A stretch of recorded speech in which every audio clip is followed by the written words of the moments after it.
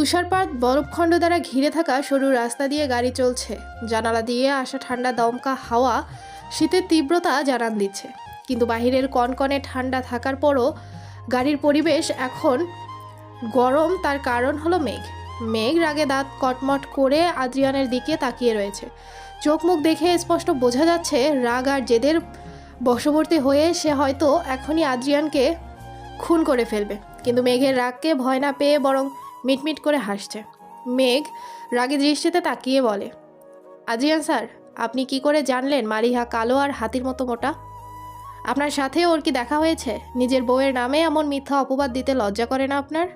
Adrian তার হাসি থামিয়ে মেঘের দিকে ফিরে বলে ওঠে, বিশ্বাস করো মেঘ, একটুও লজ্জা করে না। যা সত্যি তাই বলেছি আমি। আমার বউকে দেখতে সত্যি খুব বাজে, না হলে এই 9 বছরের মধ্যে কেন একবারও আমার সাথে সামনে আসেনি? সুন্দরী হলে অবশ্যই আসতো। নিশ্চয়ই খুব বাজে দেখতে হবে। আদ্রিয়ানের কথা শুনে মেঘের প্রচুর রাগ হয়। সে কি জানে না মেঘ কেন এতদিন তার সামনে আসেনি? তবুও এমন নাটক করছে কেন? আর মেঘ যথেষ্ট সুন্দরী। স্কুল বা কলেজে পড়ার সময় কত ছেলেরা তাকে প্রপোজ করেছে, কিন্তু মেঘ তাদের না করে দিয়েছে শুধুমাত্র ওর স্বামী আদ্রিয়ান রেদওয়ানের জন্য। আর এখন আদ্রিয়ান তাকে হাজারখানি কথা শুনিয়ে দিচ্ছে। অবশ্য ক্লাসের সবচেয়ে সুদর্শন স্যার, এখন উনি জুনিয়র সিনিয়র সব মেয়েরা এখন তার সাথে প্রেম করতে চায়। এত সুন্দরী সুন্দরী ছাত্রীকে দেখার পর নিজের বউকে কুৎসিত লাগা স্বাভাবিক বিষয়। মেঘ তাচ্ছিল্যের হাসি দিয়ে বলে, ক্লাসে বিউটিফুল আর হট ছাত্রীদের দেখে এখন নিজের বউকে তো কুৎসিত লাগবেই। মেঘের কথার অর্থ হয়তো আদ্রিয়ান বুঝতে পারল, তবুও সে ইচ্ছা করে জ্বালাতন করার উদ্দেশ্যে বলে ওঠে, মেঘ, তোমার কথা কিন্তু সত্য। অবশ্য তোমার ক্লাসের মেয়েরা সত্যি অনেক সুন্দরী। ইচ্ছা করে এমন সুন্দরী মেয়েদের সাথে প্রেম করতে। প্রথম সারিতে বসে থাকা কোন মেয়ে আমার বিয়ের পাত্রী হিসেবে ভালো হবে? তুমি একটা পাত্রী খুঁজে দিবে আমাকে মেঘ? মেঘের রাগের আগুনে ঘি ঢালার জন্য হয়তো এই কথাই যথেষ্ট ছিল। মেঘ রাগে ফুঁসতে ফুঁসতে বলে, আমি কেন আপনার পাত্রী খুঁজতে যাব? আমাকে কি ঘটক মনে হয় আপনার? আর নিজের ছাত্রীকে এমন কথা কি করে বলছেন আপনি? আদ্রিয়ান ঠোঁট চেপে তার হাসি লুকিয়ে রাখার চেষ্টা করে। মেঘের এমন হিংসাত্মক চেহারা দেখতে তার ভীষণ আনন্দ লাগছে। রাগে মেঘের গাল লাল টুকটুকে টমেটোর ন্যায় লাল হয়ে গেছে, যার প্রতি একটু লোভ জন্মালো আদ্রিয়ানের। কিন্তু এখন প্রেম বা রোমান্স করার সময় নয়, মেঘকে বিরক্ত করতে হবে। আদ্রিয়ান ঠোঁটে দুষ্ট হাসি দিয়ে বলে, মেঘ, তুমি রাগ করছো কেন? আর তুমি কি শুধু আমার ছাত্রী হও, সম্পর্কে আমার বিআইনও হও। আর স্যার বা বিআইয়ের জন্য কি এইটুকু করতে পারবে না? মেঘ তার কাঁধে থাকা ব্যাগ জোরে শব্দ করে তার রাখে আর আদ্রিয়ানের দিকে তাকিয়ে বলে, না পারবো না, কারণ আমি ডক্টর হতে চাই, ঘটক না। এখন তাড়াতাড়ি গাড়ি থামান, আমি নেমে যাব। আদ্রিয়ান মেঘের সাথে এতক্ষণ দুষ্টামি আর শয়তানি করছিল, কিন্তু এখন মেঘ রেগে গিয়ে গাড়ি থেকে নেমে যেতে চাইছে দেখে আদ্রিয়ান তার হাসি থামিয়ে মেঘের ব্যাগ রাগ শান্ত করতে বলে, মেঘ, তুমি রাগ করছো কেন? আমি মজা করছিলাম মেঘ। মেঘ আদ্রিয়ানের কথা শুনল না। ও হাতে থাকা ব্যাগ কাঁধে ঝুলিয়ে নিয়ে রাগী কণ্ঠে হুমকি দিয়ে বলে ওঠে, আমি আপনার কোনো কথা শুনতে চাই না। আপনাকে গাড়ি করে আর আমাকে পৌঁছে দিতে হবে না, আমি একাই চলে যেতে পারবো। গাড়ি থামান। আদ্রিয়ান গাড়ি থামায় না দেখে মেঘ চলন্ত গাড়ির দরজা খোলার চেষ্টা করে। আদ্রিয়ান ভয় পেয়ে মেঘের শরীরে এখন প্রচুর রাগ। যদি চলন্ত গাড়ি থেকে নামার চেষ্টা করে তবে নিশ্চয়ই হাত পা ভেঙে ফেলবে। দ্রুত ব্রেক কষে গাড়ি থামিয়ে দেয় আদ্রিয়ান। মেঘ আদ্রিয়ানের কোনো কথা না শুনে গাড়ির দরজা খুলে বের হয়ে যায়। বড় বড় পা ফেলে রাস্তা দিয়ে হাঁটা শুরু করে। আদ্রিয়ান গাড়ি থামিয়ে দরজা খুলে নেমে দাঁড়ায়। এরপর মেঘের পিছনে হাঁটা শুরু করে। মেঘ এক পা এগিয়ে যাচ্ছে আর পিছনে ফিরে ঘুরে তাকিয়ে দেখছে আদ্রিয়ান ঠিক আছে কিনা। মেঘের কাণ্ড দেখে আদ্রিয়ান মুচকিয়ে হাসতে থাকে। পিছঝালা বরফ খণ্ডিত রাস্তার জমে থাকা বরফের ওপর দিয়ে আলতো পায়ে হেঁটে যাচ্ছে মেঘ। বর্ষাকালে ঝিরিঝিরি বৃষ্টির মতো আকাশ থেকে তুলোর ন্যায় সাদা বরফ পড়ছে, যার আকার খুব ছোট আর নরম হওয়ায় মেঘের শরীরে গড়িয়ে পড়ে ক্ষুদ্র ক্ষুদ্র হয়ে ভেঙে যাচ্ছে। মুক্ত পাখির ডানার মতো মেঘ দুই হাত মেলে দিয়ে বরফ কণা ছুঁয়ে দিচ্ছে, আবার কখনো হাতে নিয়ে খুঁটিয়ে খুঁটিয়ে দেখছে। মেঘ মনে আনন্দ করছে জীবন থেকে হারিয়ে যাওয়া সুখ যেন আজ বরফ কণা হয়ে তার উপর বর্ষিত হচ্ছে। মেঘ মায়া ভরা মুখশ্রী আর বাচ্চাময় খুনসুটি থেকে মৃদু হাসে আদ্রিয়ান। তার হৃদয়ে আজ নিদারুণ সুখ অনুভূতি হচ্ছে। গত 28 বছরের দীর্ঘ জীবনের আজ প্রথমবার তার কারো ওপর এত মুগ্ধতার সৃষ্টি হচ্ছে। প্রেম নামক এক ব্যাধি তার সমস্ত শরীরে আক্রমণ করছে। আজ তার অনুভব হচ্ছে ভালোবাসা কি, প্রেম কি। অবশ্য আদ্রিয়ান এখনও তার হৃদয়ে থাকা অনুভূতি নিয়ে সন্দিহান। আদ্রিয়ান কি সত্যি তার মেঘবালিকার প্রেমে পড়ে গিয়েছে, না এটা কোনো সাধারণ নিছক মায়া? আদ্রিয়ান তার মনে থাকা প্রশ্নের উত্তর জানে না, অবশ্য জানার চেষ্টাও সে করে না, কারণ তার মেঘের প্রতি তার হৃদয়ে থাকা সুপ্ত অনুভূতি, মায়া হোক বা ভালোবাসা, তার হৃদয় জুড়ে শুধু মেঘই থাকে। আর এই এক জীবনে না হয় তার মেঘের হয়ে কাটিয়ে দিবে। মেঘ তার পিছনে থাকা আদ্রিয়ানের অস্তিত্ব উপলব্ধি করতে পারে। বরফখণ্ডের উপর হাঁটা পায়ের শব্দও তার কানে ভেসে আসে। হয়তো আদ্রিয়ান তার পিছনে আছে বলে অচেনা অজানা রাস্তায় একা হাঁটার সাহস তার হয়েছে। মনে থাকা ভয় দূরে ঠেলে দিয়ে আনন্দঘন পরিবেশ সে উপভোগ করতে পারছে। তবুও মেঘ কয়েক মিনিট পর পর পিছনে ফিরে আদ্রিয়ানের দিকে তাকায়। তার ভয় হয় যদি জীবনের যাত্রাপথের মতো রাস্তার পথ থেকে ও হুট করে আদ্রিয়ানকে হারিয়ে যায়, তখন সে খুব একা হয়ে পড়বে। কিন্তু মেঘের ধারণা প্রতিবার ভুল প্রমাণিত হয়। পেছনে ফিরে তাকালে মেঘ দেখতে পায় আদ্রিয়ান হাসছে, তাকে নির্ভয়ে হেঁটে যাওয়ার জন্য চোখ দিয়ে ইশারা করছে। তবে কি আদ্রিয়ান থাকবে মেঘের সাথে?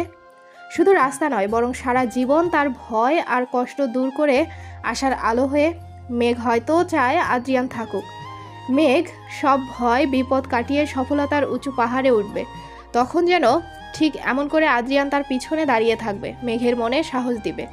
হয়তো অভিমান, রাগ, জেদের কারণে মেঘ হয়তো চাইবে আদ্রিয়ান তার সাথে দূরে থাকুক। কিন্তু আদ্রিয়ান যেন তার সব অভিমান ভাঙিয়ে 2 হাত জড়িয়ে নেয় মেঘকে।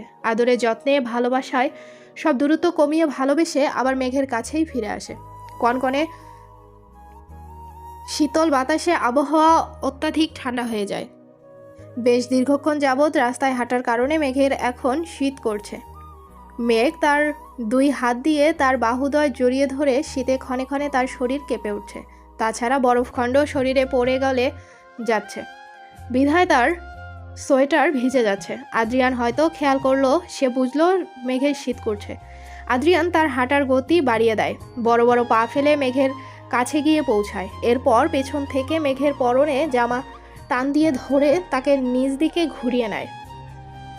হঠাৎ এমন কাণ্ডে মেঘ ছোট ছোট চোখ করে তাকায় আদ্রিয়ানের দিকে, কিন্তু তার কোনো প্রশ্ন করার আগেই আদ্রিয়ান দ্রুত নিজের পরনে থাকা হুডি খুলে হাতে নেয়। এরপর তার হুডি মেঘের শরীরে জড়িয়ে দেয় আর বলে, হুডি গায়ে জড়িয়ে নাও, পরে কিন্তু বেশি শীত করবে। মেঘ তাকায় আদ্রিয়ানের শরীরের দিকে।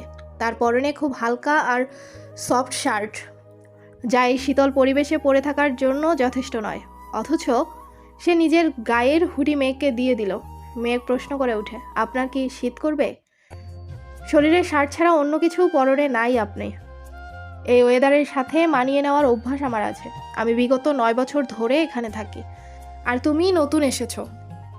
তাছাড়া অতিরিক্ত শীতে তোমার জ্বর বা ঠান্ডা লাগতে পারে। সামনে পরীক্ষা রয়েছে।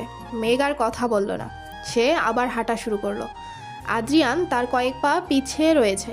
বরফ কণা যতবার মেঘের মাথায় বা গায়ে পড়ে, আদ্রিয়ান ঠিক ততবার হাতে দিয়ে তা সরিয়ে দেয়, যাতে বরফ গলে মেঘের শরীর ভিজে ঠান্ডা না লাগে। বেশ কিছুক্ষণ হাঁটার পর তারা উপস্থিত হয় এক মেলায়। শীতের মধ্যে প্রায় আমেরিকায় এই মেলা হয়। মেলার জমজমাট আয়োজন আর হাজারো আলোর ঝলমল আর শত মানুষের সমাহার দেখে মেঘের মন উতলা হয়ে যায় মেলায় যাওয়ার উদ্দেশ্যে। মেঘ এক মুহূর্ত দেরি না করে মেলার ভিতরে যাওয়ার জন্য পা বাড়ায়। ঠিক তখন পেছন থেকে মেঘের হুডি টান দিয়ে ধরে মেঘ। ভ্রু কুঁচকে পিছনে ফিরে তাকায় আদ্রিয়ানের দিকে। আদ্রিয়ান গম্ভীর কণ্ঠে বলে, কোথায় যাচ্ছ তুমি? মেলার ভিতরে যাচ্ছি। মেলায় কত মানুষের ভিড় দেখেছো তুমি? যদি হারিয়ে যাও তখন কি হবে? আমেরিকার কোনো জায়গা কি তুমি চিনো? মেলায় হারিয়ে যাব কেন? আমি কি বাচ্চা? তুমি বাচ্চা। আমেরিকায় নতুন তুমি। যদি একবার রাস্তা ভুলে হারিয়ে যাও তখন কি করবে? বাড়ি ফিরবে তুমি? আদ্রিয়ানের কথা শুনে মেঘ আবদার করে বলে, কিন্তু আমি যেতে চাই, আমি মেলার ভিতরে যাব। আদ্রিয়ান মেঘের দিকে হাত বাড়িয়ে দিয়ে বলে, তবে আমার হাত দিয়ে ধরে রাখবে সব সময়, কখনো হাত ছেড়ে অন্য কোথাও যাবে না, প্রমিস করো। না, আমি আপনার হাত ধরবো না। তবে তোমাকে মেলায় যাওয়ার অনুমতিও আমি দিব না। আমি কেন আপনার অনুমতি নিয়ে মেলায় যাব? আমি একাই গেলাম মেলায়। পারলে আটকে দেখান, সাহস থাকলে এক পা বাড়িয়ে দেখাও, পা ভেঙে হাতে ধরিয়ে দিব। চুপচাপ আমার হাত ধরে মেলায় যাও, আর না হলে কিন্তু এখনই বাড়ি ফেরত নিয়ে যাব। মেঘ বাধ্য হয়ে রাগ করে আদ্রিয়ানের হাত ধরে তারপর তারা একসাথে মেলায় ঢুকে। প্রথমে তারা একটা খেলার দোকানে যায়, যেখানে 2টা বাক্স রাখা, যার ভিতরে কিছু পুতুল রাখা, আর পুতুলগুলো ধরার জন্য এক ধরনের যন্ত্র রাখা। আদ্রিয়ান তার পকেট থেকে কয়েন বের করে বাক্সর নিচ দিয়ে এর ভিতরে দেয়। এরপর মেঘকে উদ্দেশ্য করে বলে, এখন এই যন্ত্র দিয়ে পুতুল ধরার চেষ্টা করো। মেঘ দ্রুত বাক্সর কাছে এগিয়ে যায়, এরপর ভিতরে থাকা যন্ত্র দিয়ে পুতুল ধরার চেষ্টা করে, কিন্তু যন্ত্রটা অনেক লুজ থাকায় সে পারছিল না, যা দেখে আদ্রিয়ান এগিয়ে যায় মেঘের কাছে। এরপর মেঘের হাত ধরে যন্ত্রটা দিয়ে পুতুল উঠাতে সাহায্য করে। মেঘ পুতুল রেখে তার হাতে রাখা আদ্রিয়ানের হাতের দিকে তাকায়। এরপর একটু ঘুরে আদ্রিয়ানের চোখের দিকে তাকায়। তাদের দুজনের চোখ মিলিত হয়। মেঘ হয়তো বিরক্ত বোধ করছে ভেবে আদ্রিয়ান তার হাত ছেড়ে দেয়। এতক্ষণে পুতুল যন্ত্র দিয়ে ধরে নিচে ফেলা হয়েছে।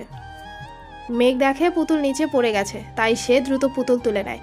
মেঘ আর আদ্রিয়ান মেলায় ঘুরে দেখতে থাকে। সেখানে সুন্দর সুন্দর খাবারের দোকান আর বিভিন্ন গৃহসজ্জিত জিনিসপত্র উঠেছে। মেলার এক সাইডে বড় এক নাগরদোলা দেখে মেঘ আবদার করে বলে, আদ্রিয়ান স্যার, চলুন নাগরদোলায় উঠি। আদ্রিয়ান নাবোধক সম্মতি দিয়ে মেঘকে শাসিত কণ্ঠে বলে, না, নাগরদোলা অনেক উঁচু, ভয় পাবে তুমি, আবার পড়েও যেতে পারো। ভয় পাবো না, আর পড়বও না, চলুন না নাগরদোলায় উঠি। মেঘ, ভয় পাবে তুমি, এটা সত্যিই অনেক উঁচুতে উঠবে। শুনুন, মেঘ ভয় পায় না, মেঘ অনেক সাহসী। ভীতু হলেন আপনি, এই জন্য যেতে চাইছেন না। ও, ভীতু আমি, তাই না? চলো তবে নাগরদোলায় উঠি, দেখা যাবে কে কত বড় ভীতু। চলুন। আদ্রিয়ান আর মেঘ নাগরদোলায় উঠল। প্রথমে শুরুর দিকে মেঘ অনেক এক্সাইটেড ছিল নাগরদোলায় ওঠার জন্য, কিন্তু ধীরে ধীরে যখন নাগরদোলা ওঠা উপরে উঠতে থাকে, মেঘের ভয় বাড়তে থাকে। তার গলা শুকিয়ে কাঠ হয়ে যায়। সে পাশে থাকা রড ধরে গুটি সুটি মেরে বসে থাকে। নাগরদোলা ধীরে ধীরে উপরে উঠছে, মেঘের ভয় আরও বাড়ছে। আদ্রিয়ান খুব ফুরফুরে মেজাজ নিয়ে বসে আছে, তার ভয় করছে না, কারণ তার নাগরদোলায় ওঠার অভ্যাস আছে।